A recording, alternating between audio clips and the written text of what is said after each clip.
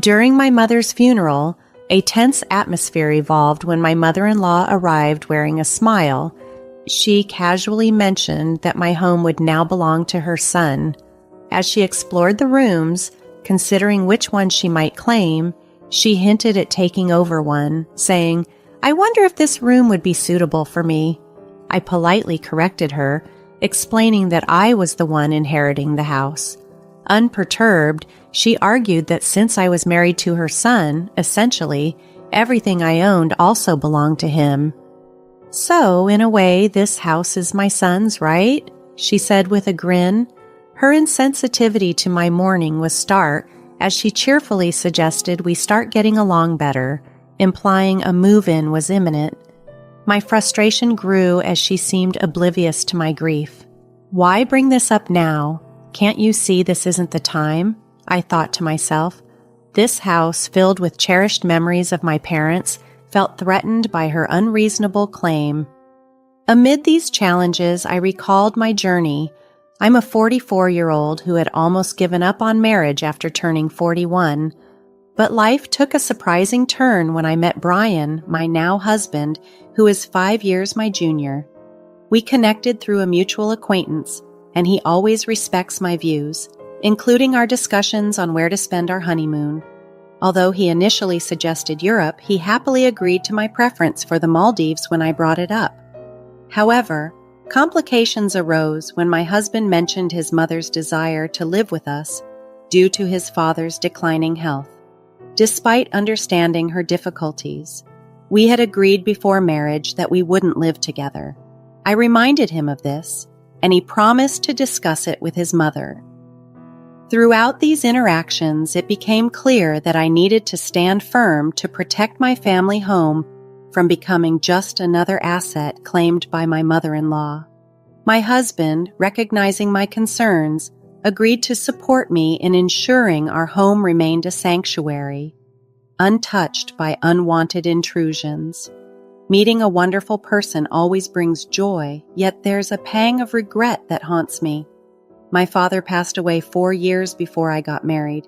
He never saw my wedding, nor could I reassure him about my future. My father was a disciplined executive at a small to medium-sized enterprise.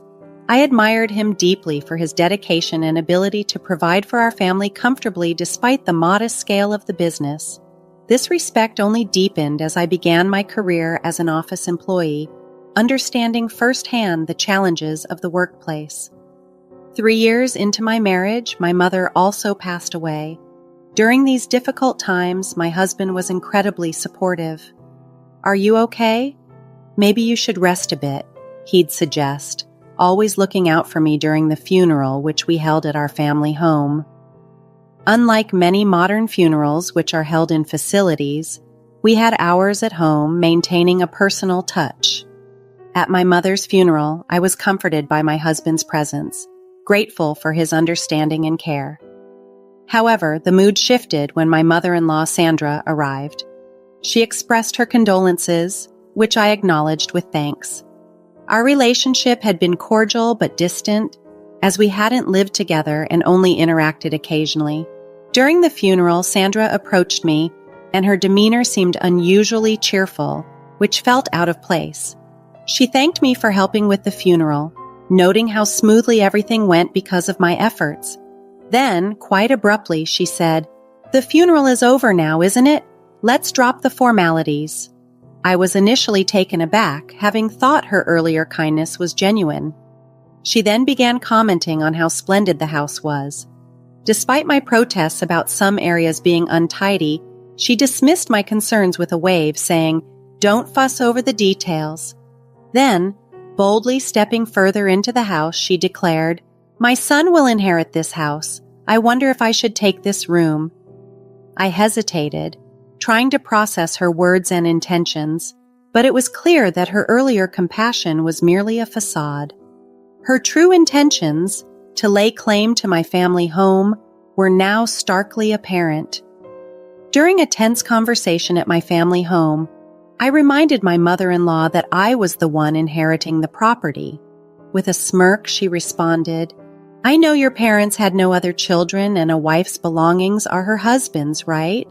So this house essentially belongs to my son, doesn't it? Her comment left me exasperated as I questioned the legitimacy of her claim. With unsettling cheerfulness, she suggested, "From now on, let's get along better," and confidently announced her plan to convert one of the rooms into hers. Alarmed, I asked, "Does this mean we'll be living together?" Without any hesitation, she confirmed, "Exactly. With such a beautiful house, it'd be a shame to leave rooms empty when two people can comfortably live here. Plus, I won't have to take care of my husband all by myself." This conversation occurred shortly after my mother had passed away, and my mother-in-law's insensitivity only fueled my growing frustration.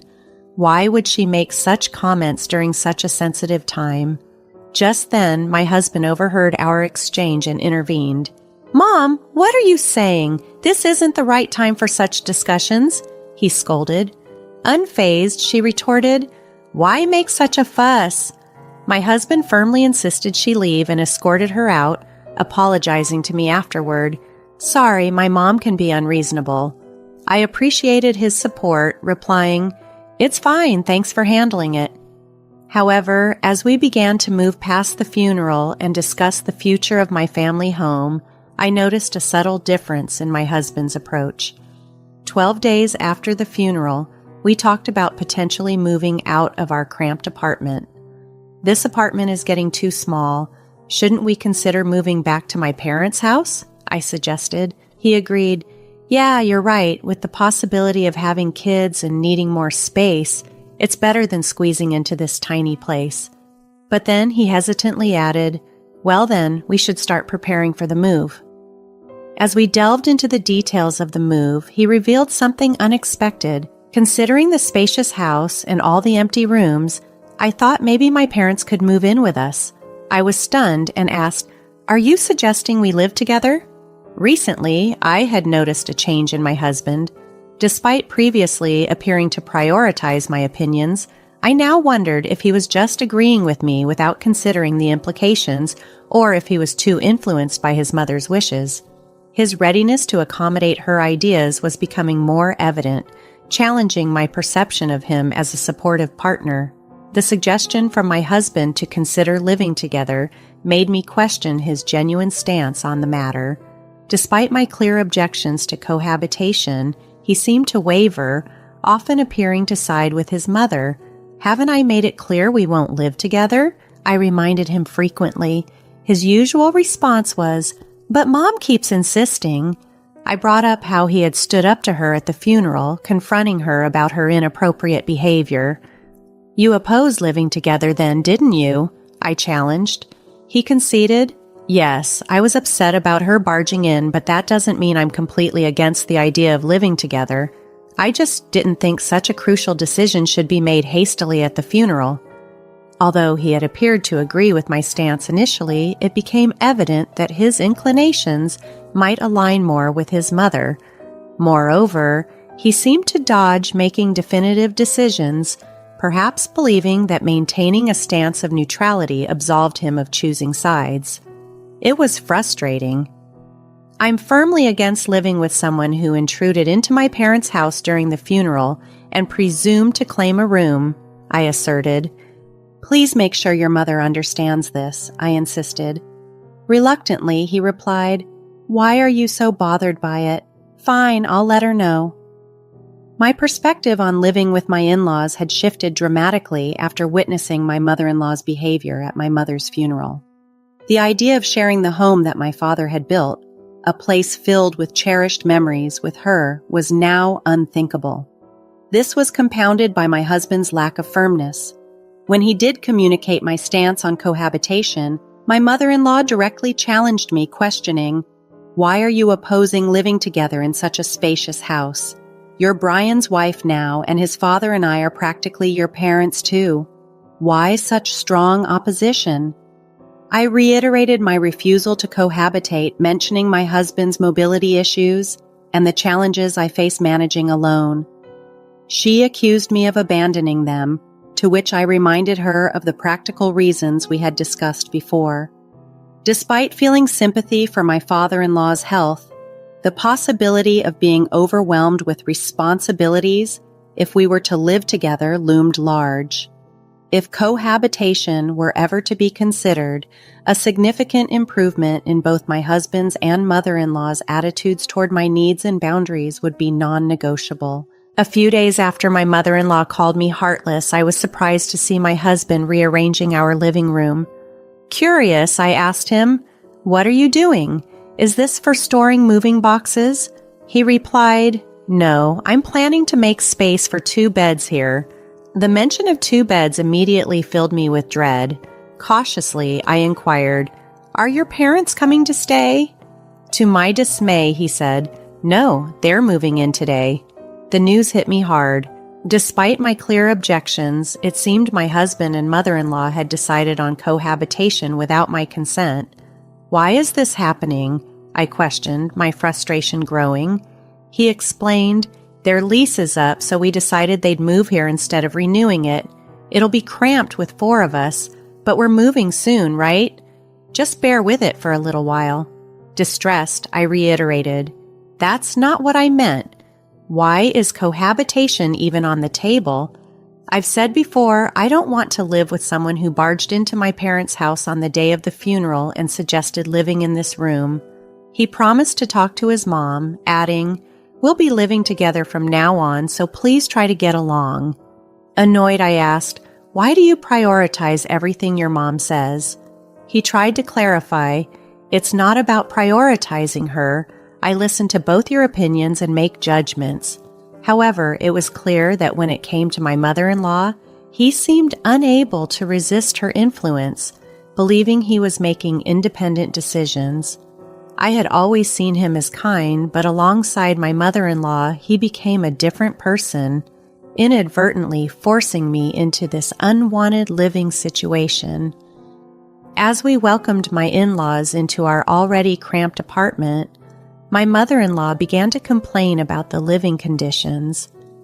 I apologized for the sudden addition of 2 more people and assured them we would manage until we could move to a larger space. Although my father-in-law Frank seemed polite and I hoped he wouldn't be a problem, it quickly became apparent he was inclined to follow my mother-in-law's lead, turning into another yes man. Just days later, my mother-in-law asked me to run an errand to buy a medicated patch for her, a small request that nonetheless added to my growing list of frustrations. As my in-laws prepared to move into my parents' home, the situation grew increasingly untenable. Faced with the prospect of living together under one roof, I felt a desperate need to take control and protect my parents' legacy. My mother-in-law was openly excited about the move, looking forward to the space and comfort it would afford. Unbeknownst to her, I had been quietly making preparations of my own, determined to preserve the sanctity of my childhood home. After about 12 quiet days, I made a drastic decision. I had officially renounced my inheritance, securing court approval to relinquish my rights to the property.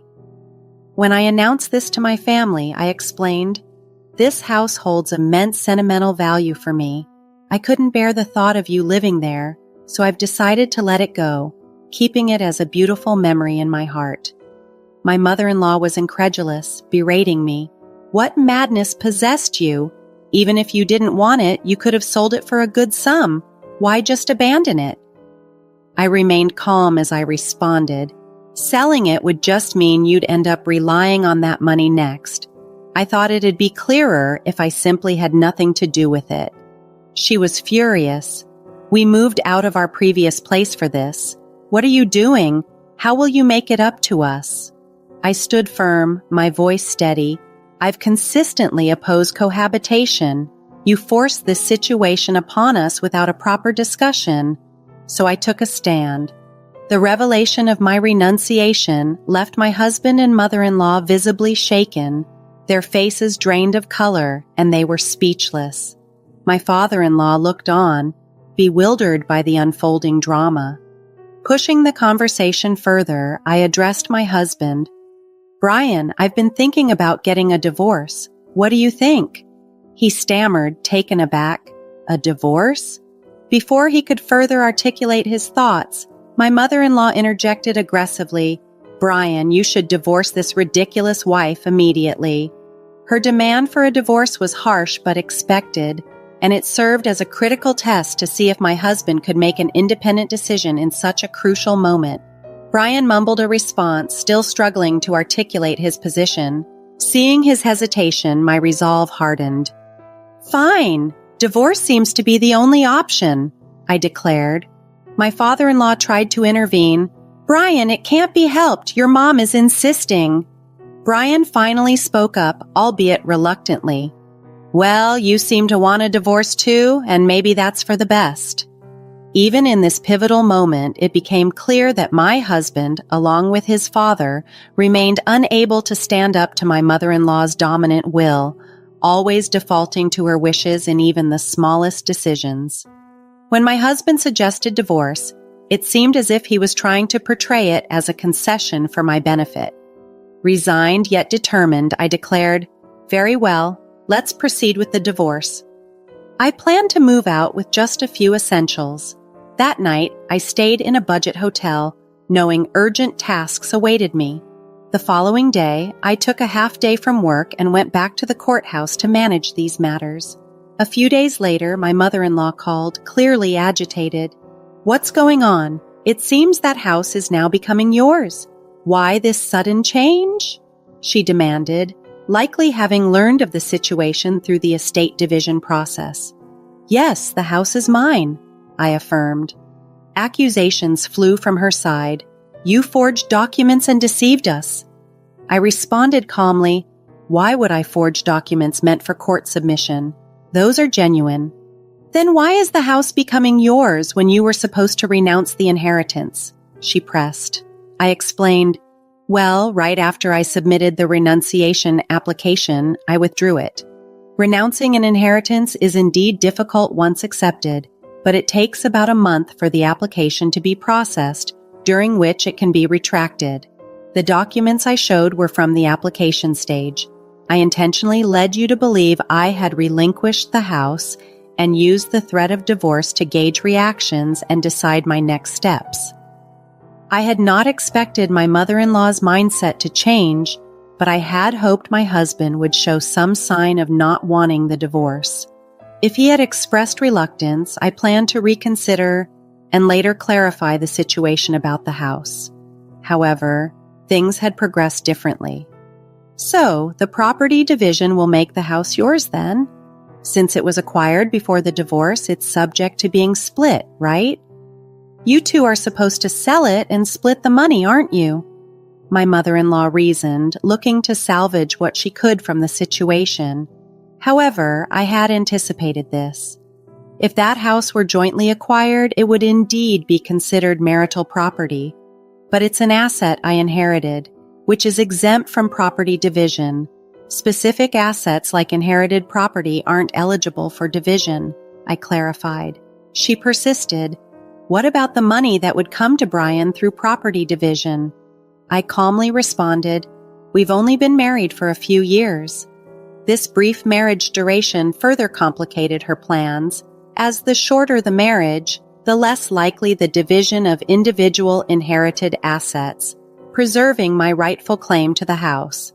After my conversation with my mother-in-law, where she branded me as selfish and heartless, I stood firm in my resolve to protect my family home. "I'm safeguarding this house because it holds precious memories of my parents," I told her. "I don't want people like you living there. If you have any further complaints, please go through a lawyer."